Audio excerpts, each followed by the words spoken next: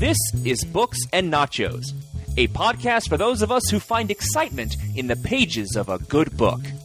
Fiction and nonfiction, graphic novels, and more. We're here to help you find something great to read.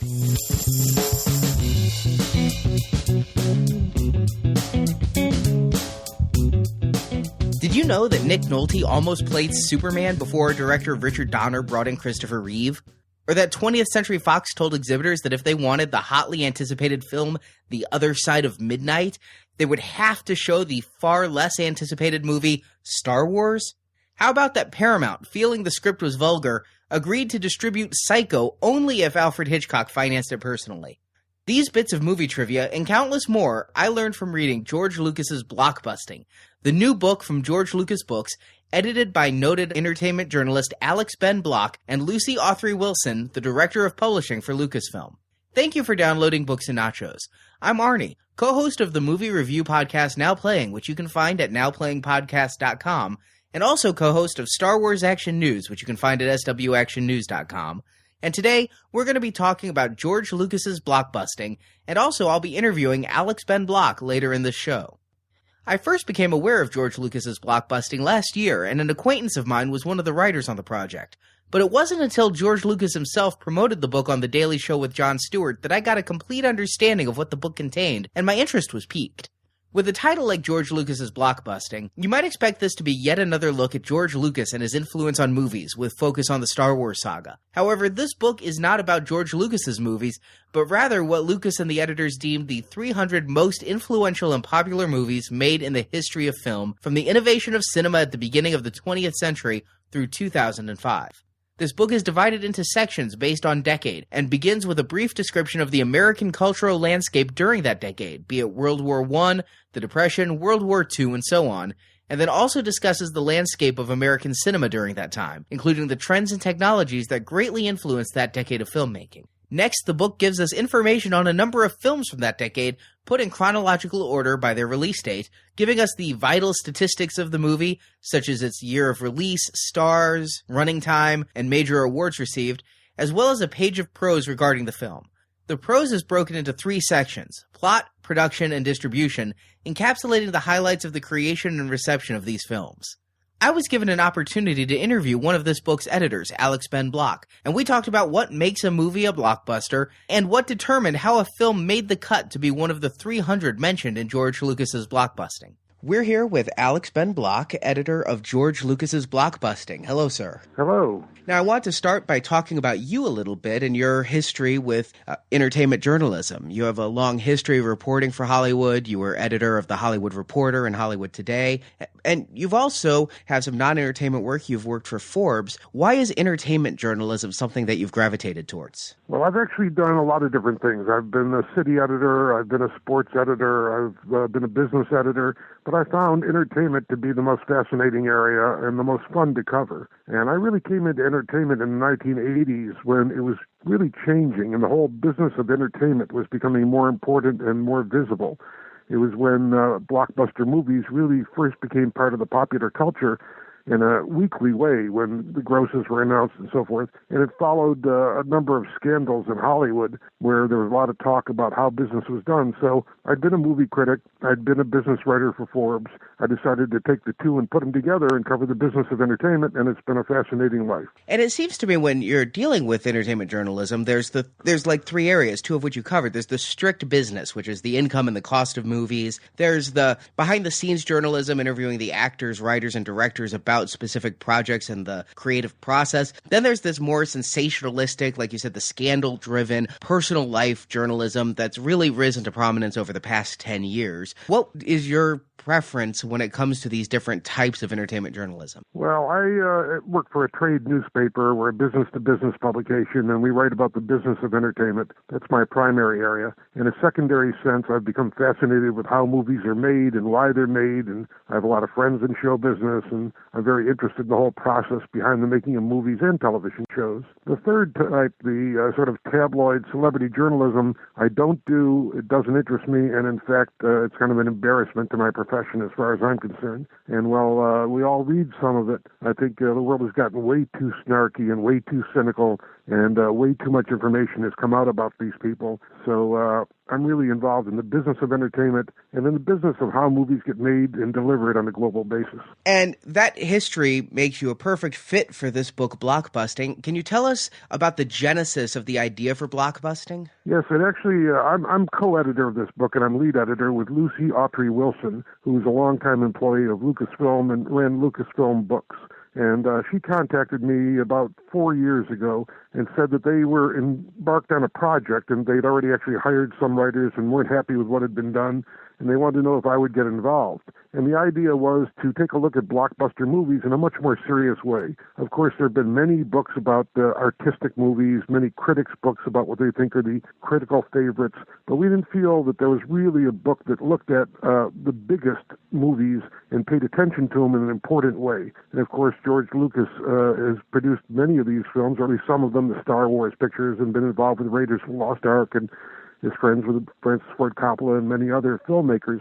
And so he had a great interest in this. And this really started with George Lucas and his idea that there should be a book that really puts in historical perspective these pictures and looks at them not just in a frivolous way or what some critics said, but how did they get made? Why did they get made? Who made them? How many feet of film were shot? What was the budget?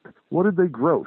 How does that gross compare to today's dollars on an inflation-adjusted basis? And so it started a fascinating process, and eventually I put together a grid of all the major award winners, from BAFTA Awards to Academy Awards to Golden Globe Awards to SAG Awards and Hunter Guild Awards, as well as the blockbuster movies, and we created this grid, and then we came up with a list of movies, and then Lucy Autrey Wilson and I each had our input, as did some other people Lucy brought in, and ultimately George Lucas made the final selection of the 300 movies that would be included in a very in-depth way, and then I also wrote the sections for the most part, and some people wrote some of the others. But I wrote most of the chapters looking at each decade from the 1890s on and discussing trends in movie exhibition, distribution, production, technology, and so forth. So it was a very large project, and Lucy Autrey Wilson oversaw it.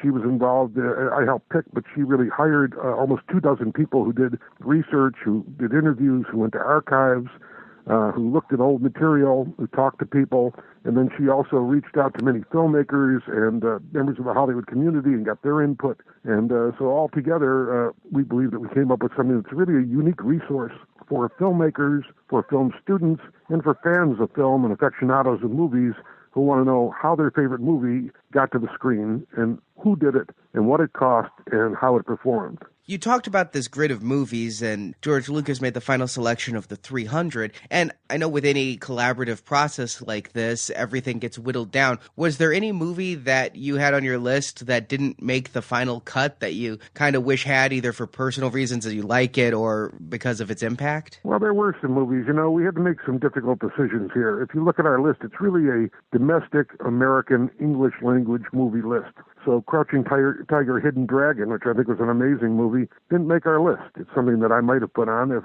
we were going more broadly. But you have to make decisions in a case like this, and some of them are hard decisions. So certainly there were some movies that were favorites of mine, and we only picked 2, 3, 4 movies from each year over 100 years. And if you look at the number of great movies that come out in some of these years, clearly you could have had a much longer list. You could have had a dozen movies just from a single year. So there was actually quite a few films that potentially could have been on here, but I think the ones that were chosen are representative of not only the biggest, but among blockbusters, there's the good ones and there's the not so good ones.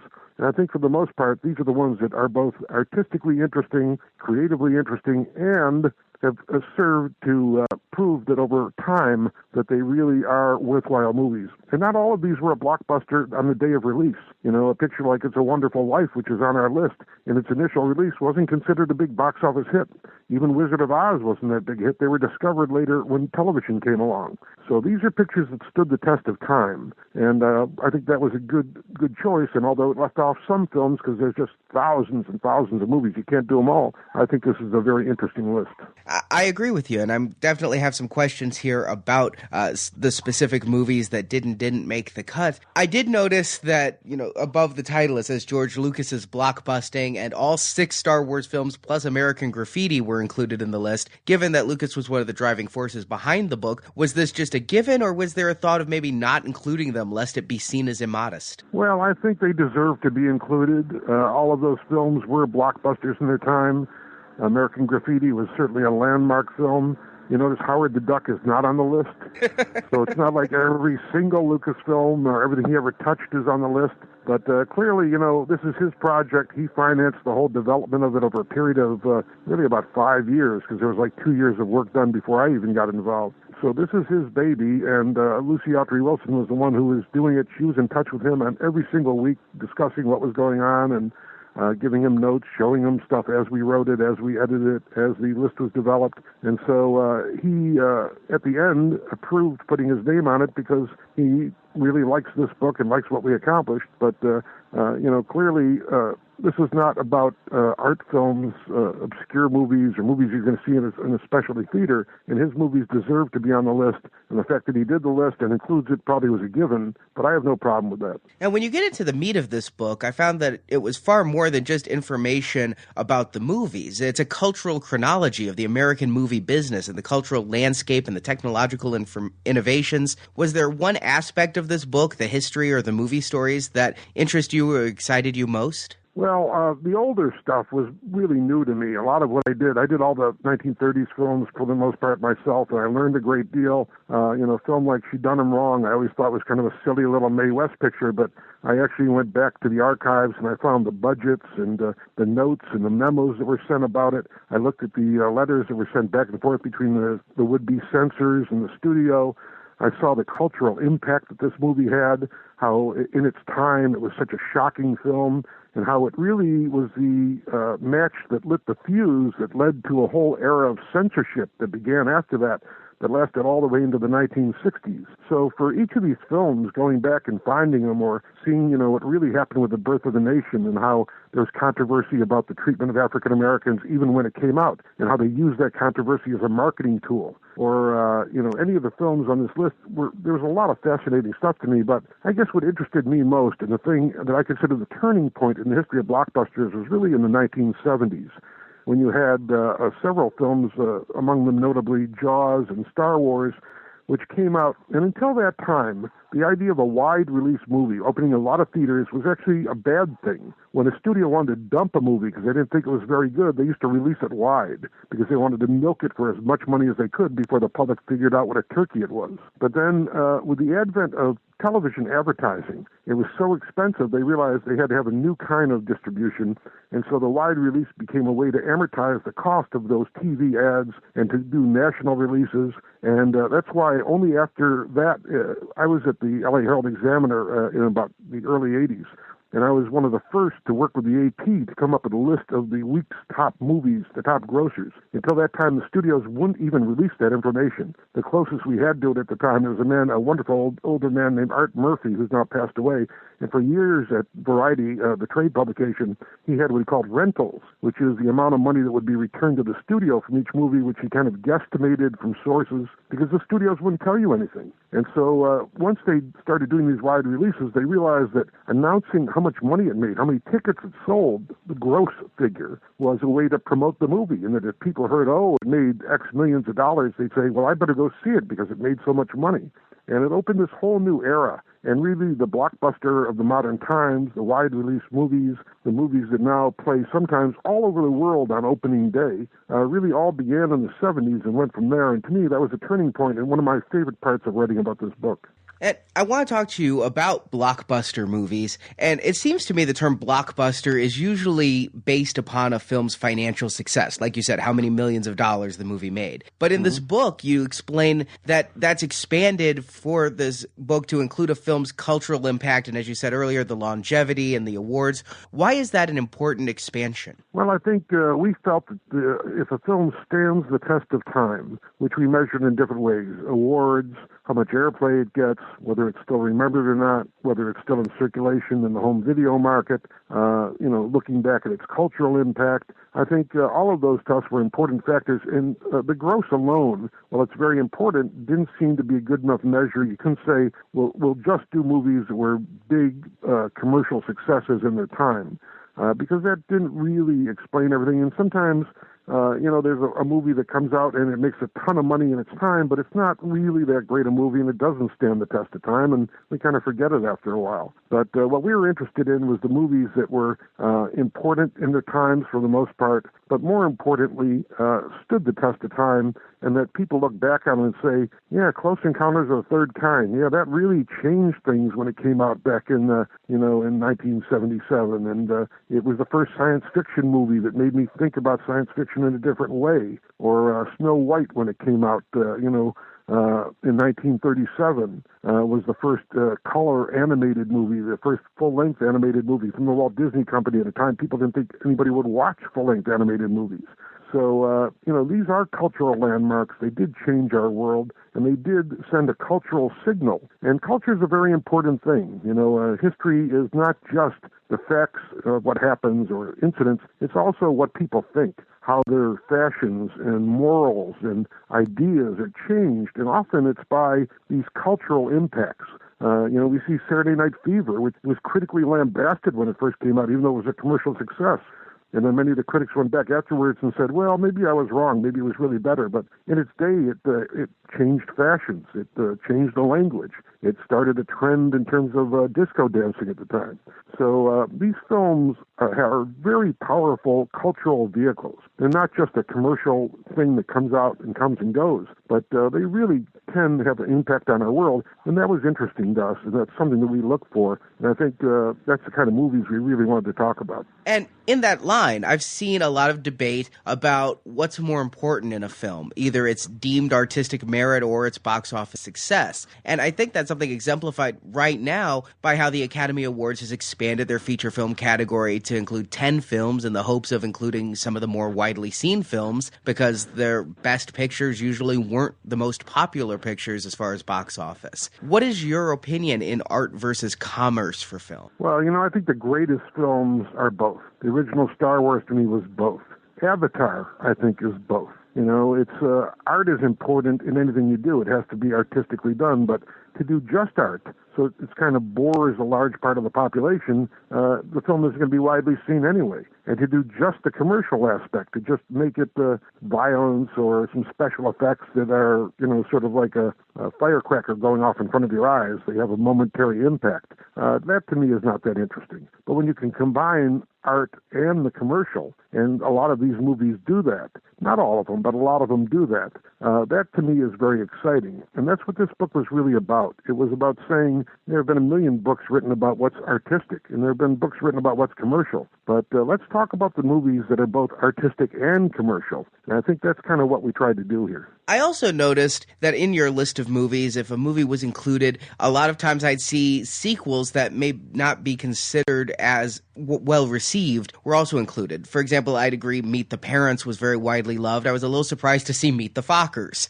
And, the second Indiana Jones film, or Beverly Hills Cop 2 and Batman Returns. But yet, of course, no Jaws 2, 3, or 4, or Porky's 2 or whatever. But were there cases where sequels were kind of grandfathered in due to the impact of their predecessors? Well, this is something that actually I was very involved in discussing as we formulated this book. And that was, at one point I felt, well, let's not do Raiders alone. Let's do all of the Raiders films as a single entry. And we went back and forth on it, and, the final decision was that each of these films had its own unique reason for being. And if these films came out and they were commercially successful, if they also were artistically interesting, and if there was a sort of complicated story about making them, then why not talk about all of them and talk about each one individually? They didn't all play in the theaters the same day. You didn't buy one ticket and get to see three of them. So we decided that each of them had an integrity.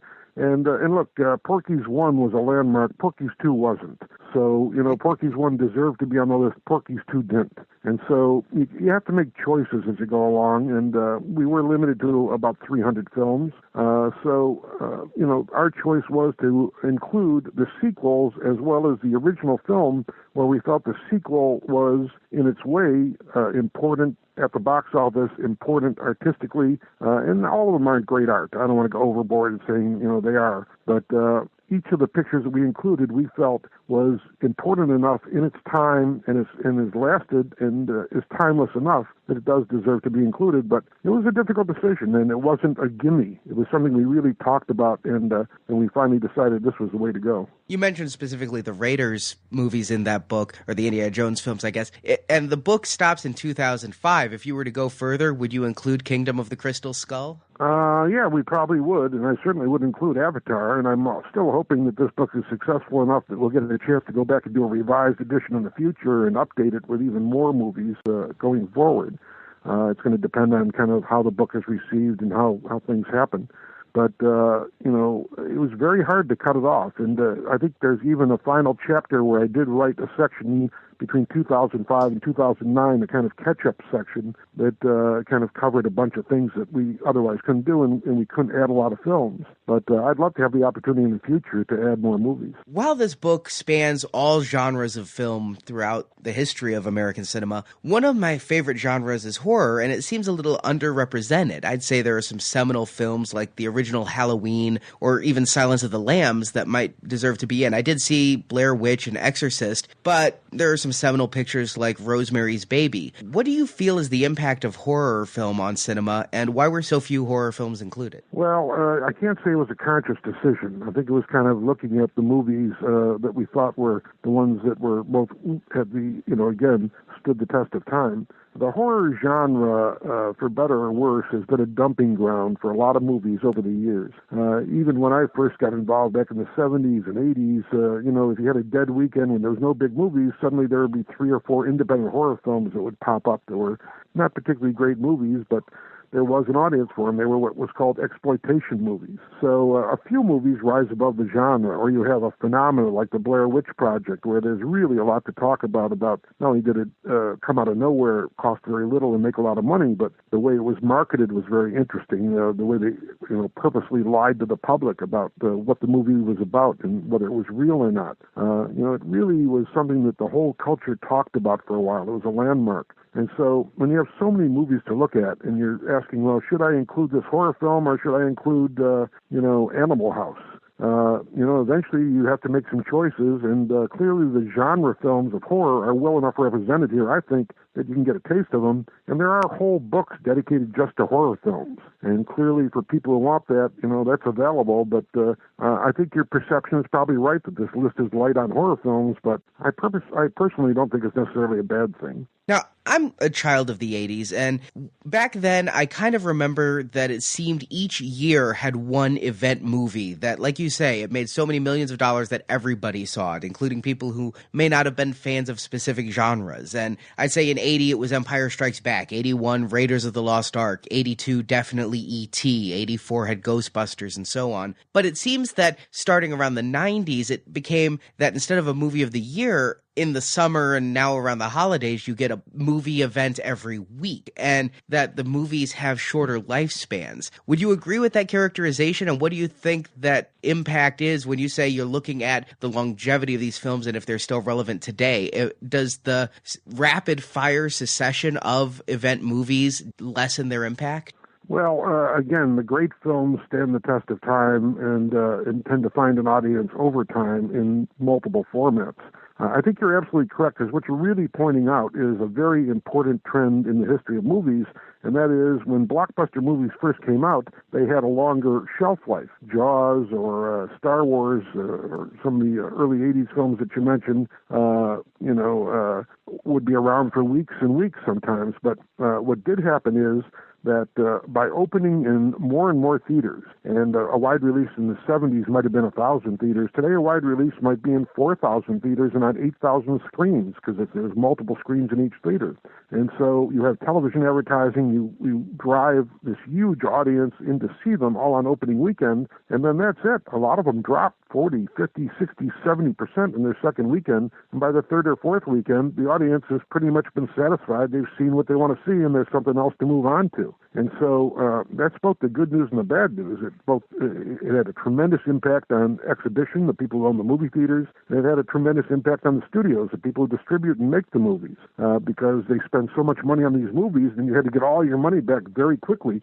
They used to have a term that they would use called front-loaded, that most of the money would come in the very initial part of the run, and so they began to plan for that. That was kind of part of what was understood to be happening. And so as there were more so-called blockbusters, as each of the studios began to see that every year they had to have a certain number of what they called tentpole pictures, these big, expensive movies, often with stars or high concepts or based on a famous book or a famous toy or something else that had a marketable brand that came with it.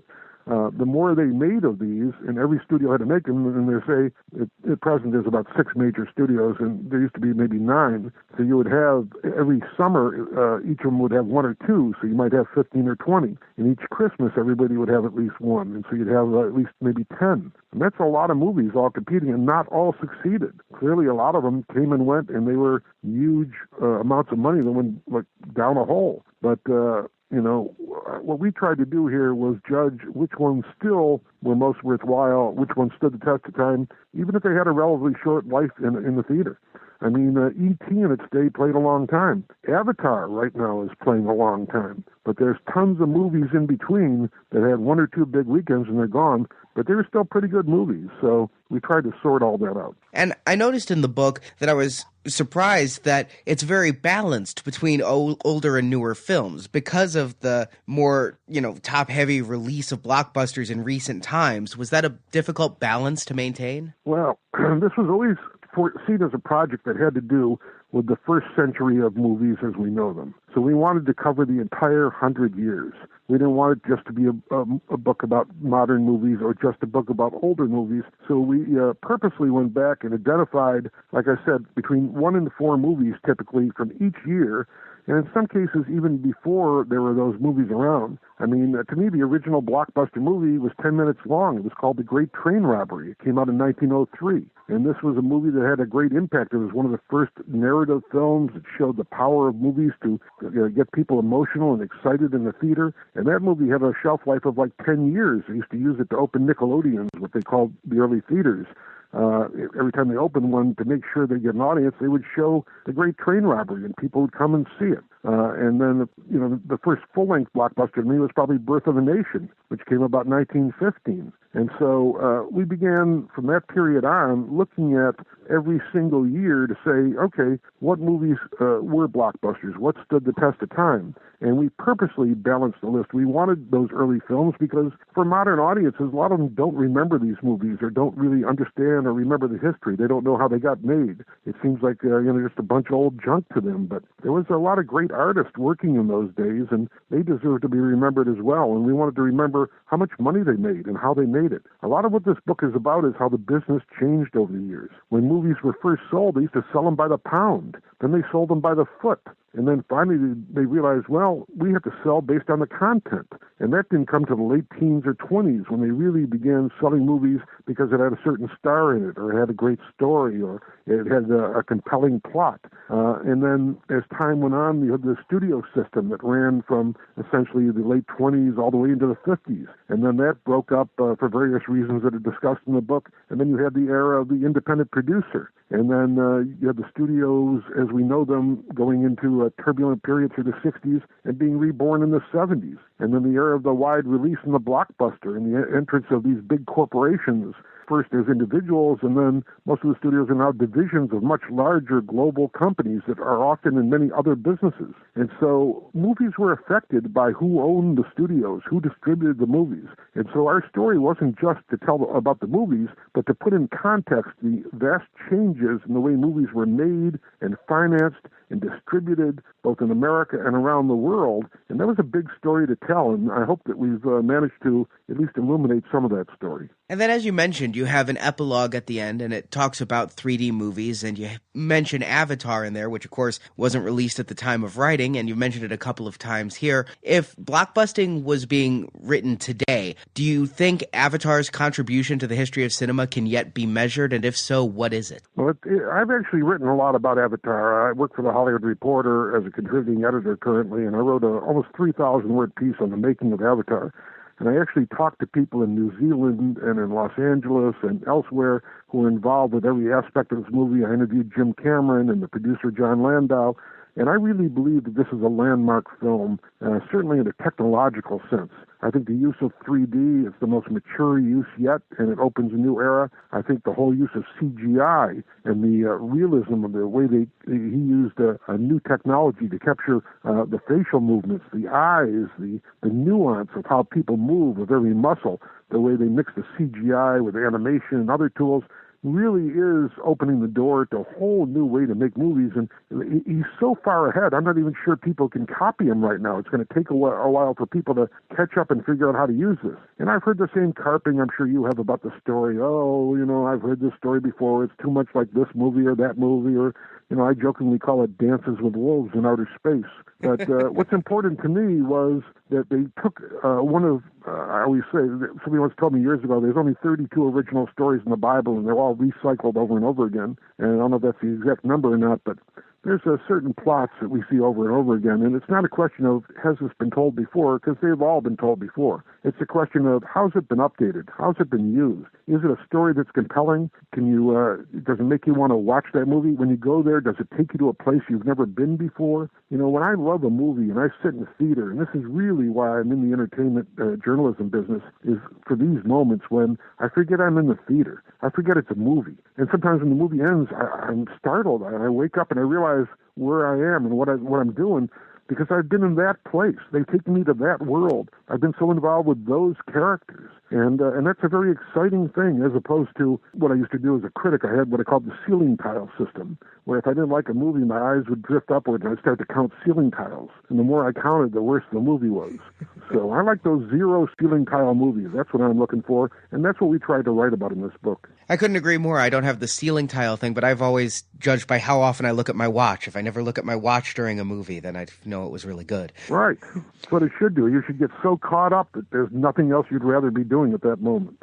And you talk about 3D being important. Obviously, you talk about Avatar, and you also mentioned My Bloody Valentine 3D, which I found, night and day different in use of 3D there. But you talk about how it's important because they need to get people back in the theaters. And then very recently, it's been announced they have the 3D televisions coming out, and it's going to bring this 3D experience into the home. Do you feel that that's going to undercut the benefit to theaters in 3D, or do you think that it's going to just be supplemental? I don't know. I think it may undercut it. I've been amazed how rapidly 3D television has developed. Within a few months, we're going to see a number of really big manufacturers bringing out lines of very high-quality 3D-capable TVs, far beyond anything that we have now. I've seen the Panasonic 105-inch TV in 3D, and it's startlingly good. And there's new kinds of glasses that are not disposable, but all kind of permanent glasses that have built-in shutters and other things that are coming that are going to enhance the experience even more. And so I think that we will be watching 3D movies. Maybe not everybody. Not everybody has a home theater. Not everybody's going to spend the money to do it. But clearly it's going to be there. But on the other hand, I don't think there's any teenager or a lot of adults I know who want to stay in the house all the time. And they want to go out, and movies are a great place to go. And also, when you have a thing like even Avatar, let alone a great comedy, seeing it in an auditorium with a bunch of other people is part of the experience. If you see a comedy alone, it's sometimes not very funny. But when you see it with a room full of people who all know where to laugh in the right place, it can be a thunderously good experience. And it kind of captures you and makes you part of it, and you hear them laughing and you're laughing, and you all get into it together, and it's a communal experience you can't get anywhere except in a movie theater and except with a crowd of people. It's not quite the same having you and a couple of your kids or your friends sitting around the TV. It's never going to be the same. So is it going to eat into the theaters? It could, and there is a danger because theaters are very expensive to build and maintain, and you only have to take away a marginal amount of their business, and it could really be devastating to them. So I don't know what the impact is going to be, but I do know that we live in a multi-platform world, and we're going to have a lot of choices in the future about how we see things, where we see them. But I have my fingers crossed that the modern movie theater with the stadium seating,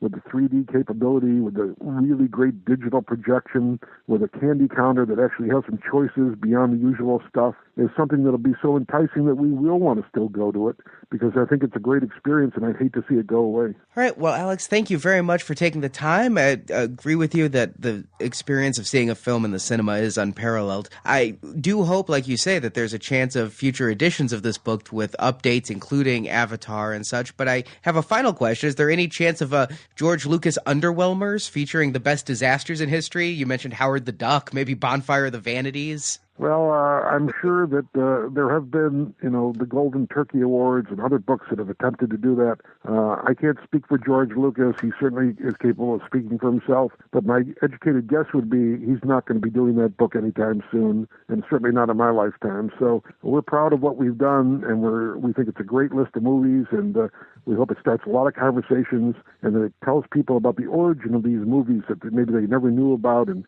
what they really cost, and all the facts that are kind of interesting in the making, and then it'll whet their appetite to see even more great movies in the future. All right. Well, again, thank you very much for taking the time to talk to me. I appreciate it. It's been a pleasure. Thank you to Alex for that enjoyable conversation. Now for my review on George Lucas's Blockbusting. I've read a number of books on movies and movie making. As a screenwriting and film student in college, I read many for classes I took and even more for my own edification. I've read books that cover films by genre, by decade, and books devoted to specific movies, of which two of my favorite are The Making of Star Wars by Jonathan Rinzler and The Devil's Candy by Julie Salomon. Books about movies are plentiful enough that they get their own section at Barnes & Noble, and when I heard George Lucas Books was publishing one, I was honestly skeptical what this could add to the already crowded marketplace. But the idea of a book specifically devoted to popular movies, instead of acclaimed films, appealed to me. In my reading, I've seen an enormous amount of ink spilled on films, such as Schindler's List, Casablanca, and of course Citizen Kane. But I can't recall any book that discussed the impact of movies like Armageddon, Top Gun, Porky's, and Beverly Hills Cop. In short, I hadn't seen a book about movies that I would go and see opening weekend, the types of movies we normally review on our movie review sister podcast, Now Playing. So I quickly went to Amazon to get the book. The first thing that I realized was that while this book is touted as being about 300 films, this book is truly an encapsulation of the history of American cinema. Before even getting to the first of the movies featured in the book, the authors and editors spend a few pages discussing the creation of the motion picture and the original way films were released and viewed. In these early pages, which span the time from the start of the 20th century up till 1913, they do discuss some movies, such as The Great Train Robbery, in detail, but the majority of this portion of the book is focused on the technology of movies as well as their distribution and production, themes that will be continued throughout the book. Given that blockbusting is focused on feature films, which is defined by the Screen Actors Guild as having a running time of 80 minutes or more, these early films didn't count as one of the chosen 300 films, but their place in history is represented. And in these early pages, the book strikes its tone. The book is not only dedicated to the plots and performances of these movies, but also to their creation. As the book started with tales of early movie cameras and projectors such as the kinetoscope and the vitascope, I was reminded of my grandfather talking about his first television or early telephone switchboards, which is to say the topic is novel, but not all that interesting to me. However, this is the beginning of Blockbusting's trace of movie technologies, and this includes the descriptions of the technology used to bring sound to movies, then color, and through time all the way up to the latest in CGI and 3D effects. But yet the book is equally about the people who made the movies. Instead of a technical description of the kinetoscope, we're told about the people who made it and the forces that surrounded its creation. And finally, we discuss the movies made with some of these technologies. These early films mentioned are milestone movies which represented leaps forward in technical or narrative filmmaking, such as the first ever animated film, whose name I'm bound to butcher, Phantasmagorie. But very quickly, by page 38, we have our first featured film, The Sea Wolf, released in 1913. From 1913 on, each film is ordered by its release date, and at the turn of each decade, there's a cultural overview discussing America at that time, such as our involvement in World War I or World War II, describing the social and political climate that surrounded and in many cases made films a success. This leads me to the first realization I had reading this book. While this book is called Blockbusting, the movies featured are from the entire history of cinema. As I mentioned in my interview with Alex, given that today's films are some of the top grossing in history, I expected this book to really focus mostly on films from 1970 to today. I looked at the statistics on BoxOfficeMojo.com, and as of February 2010, of the top 100 domestic grossing films not adjusted for inflation, 69 were released in or after the year 2000, and only one, Gone with the Wind, was released before 1970. If you adjust for inflation, as this book does on all of its box office numbers, the playing field is slightly more level. But still, of the top 100 domestic grossing films, more than two-thirds were released in 1970 or later. So to see the book George Lucas's Blockbusting have as many films featured from 1925 as it does from 1999 was a bit of a shock. There aren't very many films featured from the 1910s or 1920s. There's only one film per year from 1913 to 1920, and 1925 is the first year with more than 3 films, whereas the later years all have 4 or 5 per year. But beyond that, the book is very evenly distributed. Now to some, this history of cinema viewpoint would be a necessity. After all, I think it's a written prerequisite somewhere that a book about influential films must include The Jazz Singer, Birth of a Nation, Gone with the Wind, and, of course, Citizen Kane. But this book also includes such remembered favorites as 1925's The Lost World, Disney's Pinocchio, or Charlie Chaplin's City Lights. To readers whose film tastes run more modern and are more interested in the production notes on Men in Black or Three Men and a Baby, these early entries may have little interest. And personally, I'll admit that my interest in a film's creation and reception was directly proportional to if I'd seen the film and how much I liked it. Having been a film student, I was exposed to many of these older films that I would not otherwise have seen, such as The Maltese Falcon, Citizen Kane, Birth of a Nation, The Jazz Singer, Casablanca, Rebel Without a Cause, and so on. And while I enjoyed many of those movies, they're not the films that represent my generation or that my generation would line up to see. However, if you skip over the movies you're not as interested in, you won't lose any of the impact of this book. The book doesn't appear to be intended to be read cover to cover. Information about films, directors, and actors is often repeated in the book to appear in every relevant spot. For example, in the write-up of the classic 1931 Universal monster movie Frankenstein, the book mentions that there was a 1910 short film adapted from Mary Shelley's book. But that was also covered previously in the book. So if the reader skipped the section about the 1910 Frankenstein, it's recapped with the 1931 version.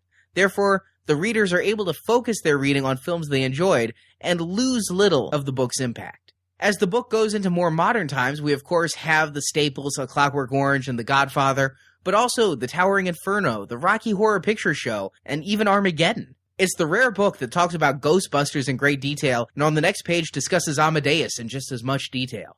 As I mentioned earlier, for each of the 300 featured films, the book has the vital statistics page on the left, and in an attempt to present a level playing field, each movie's cost and revenue are given first in amounts adjusted for inflation, so how much it would have cost in $2005, and then in parentheses, the actual numbers from the time are given. We're also given information on the days of principal photography, running time, and release date. Next to the business side is a box called Standing the Test of Time, which lists a film's Oscar nominations and wins. Other major awards such as Golden Globes, its position on the AFI 100 Years 100 Movies list, its place in the top 300 domestic box office adjusted for inflation chart, and if the film had been selected by the National Film Preservation Board, is also listed. And by using all these barometers, they have taken a well-rounded approach to determining if the movie stands the test of time for filmgoers as a whole. Then on the right page, we have 3 blocks of prose. The first block is labeled Plot, and it spans no more than a few sentences, and it's only slightly more detailed a summary than you'd find by pushing the info button on your TiVo. Though sometimes the movie's endings are revealed, such as, spoiler alert, at the end of Independence Day, the aliens are defeated and the world is saved. The next block is Production, and is usually by and far the largest and most interesting of the 3 blocks. It's an encapsulated making-of for the movie, and it may describe the casting process, the writing process, technical challenges, or other tidbits of information regarding the film's creation, such as a new camera technique pioneered in the film from handheld cameras in the early films up through the latest digital techniques. It's in the production section that the greatest bits of movie trivia are found. For example, I didn't know the classic Bogart film The Maltese Falcon was already made into a movie 10 years before. However, the production notes do grow slightly repetitive as repeating themes about scheduling difficulties, fight with studios over story points and budget, and various casting changes come up in movie after movie. Yes, it's interesting that Burt Ward was originally cast as Benjamin Braddock in The Graduate, but when his role as Robin for the 60s Batman TV series conflicted, he was replaced by the now classic Dustin Hoffman.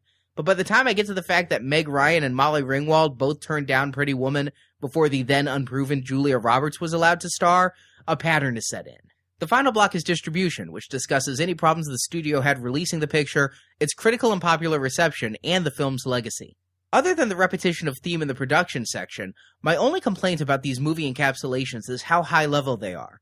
Entire books have been devoted about the making of many of these movies. I know off the top of my head, making of books for Star Wars, Apocalypse Now, The Godfather, Citizen Kane, Superman, and there will be one released this year on The Empire Strikes Back. All that will go for several hundred pages about the making of each of these seminal films. And as the films included here are often franchise films and major successes, there are doubtless dozens more books about the makings of these movies. But by boiling the entire movie down to a bite-sized, single-page, short attention span summary, you end up with little more detail than you could get by going to imdb.com and reading a movie's trivia, business, and awards links. But if you just pick and choose your movies and read the notes as if this book were a print version of IMDb, you're going to lose what makes this book special, and that's the contextualization of movies in the history of cinema. Alone, the 600 pages devoted to the 300 movies aren't groundbreaking, but the text at the beginning of the book and the beginning of each new decade, as well as the graphs and charts that show the progression of films over time, really create a new angle for this book. While most books I've read either lionize films as pure art or reduce cinema to pure business, Blockbusting is the first book I read that tries to strike a balance that's somewhat closer to reality, that art is appreciated and respected, but money makes the decisions. But much like the movie Breakdown, it's impossible to cover over 100 years of cinema in a single volume, and the result is also very high level. For any hardcore film enthusiast, historian, or student, there's going to be little new here. But that's not this book's intended audience, I believe. I think this book is intended for the much more generalized audience. For the average moviegoer who might be attracted to this book due to Lucas's name on the cover, there are lots of gems of wisdom here that can enable someone to think about film in a different way, and perhaps to understand why to some of us an Oscar betting pool is a more important bet than the Preakness. And for the armchair mogul who awaits every Sunday afternoon for Box Office Mojo to update with the weekend numbers, this book has less new to offer. Those people are already familiar with all the different ways box office numbers can be skewed, such as, adjusted for inflation, this movie is the third biggest domestic opening on a snowy weekend in February. But there's still tidbits of information here about movies that may not be known. And for all types of audiences, especially those of us in Generation X or Y who may be a bit more opposed to movies made in black and white and before we were born, I can't deny that adding all 300 of these movies to your Netflix queue would provide a series of movies that would not only entertain, but provide a wonderful look at the evolution of cinema, and really are some of the best movies ever made, past and present. That having been said, it's perhaps the rare movie viewer who would approach The Blair Witch Project, Schindler's List, Singing in the Rain, and Star Wars The Phantom Menace with equal excitement. It's a given that some of these movies will appeal more to each reader than others, but there will certainly be a large number of movies that would appeal to any taste. I do have my minor gripes with the book, as I mentioned, and I'm still not sure why Mrs. Doubtfire is seen as having more influence and impact than Wes Craven's Scream, but I think this book is a must-have for every fan of good movies. It's a reference book, a history book, and an exciting to-do list. It really is rare to see a book discussing Batman Returns on one page, and the next is about Clint Eastwood's Unforgiven, or, as mentioned, Mrs. Doubtfire is followed up by Schindler's List, or even Mary Poppins and Dr. Strangelove paired together. But George Lucas's Blockbusting does so and makes each film equally interesting both individually and in their place in history. I highly recommend George Lucas's Blockbusting. You can get this book at Amazon.com, and if you'd support Books and Nachos by using the link from our homepage at booksandnachos.com, we'd greatly appreciate it. So that's it for George Lucas's Blockbusting. We'll be back soon with a review of another book, and in the meantime, be sure to check out our sister podcasts, Now Playing, the movie review podcast at nowplayingpodcast.com, which is currently doing a retrospective of Martin Scorsese films, and will soon be ramping up for the remake of A Nightmare on Elm Street with a full Nightmare on Elm Street retrospective series. You can also listen to our Star Wars podcasts, Star Wars Action News, a Star Wars collecting podcast you can find at swactionnews.com, and Republic Forces Radio Network, a podcast devoted to the Star Wars Clone Wars cartoon series. You can find that at republicforces.com. You can also find our earlier book reviews at our homepage, booksandnachos.com. Thank you for listening.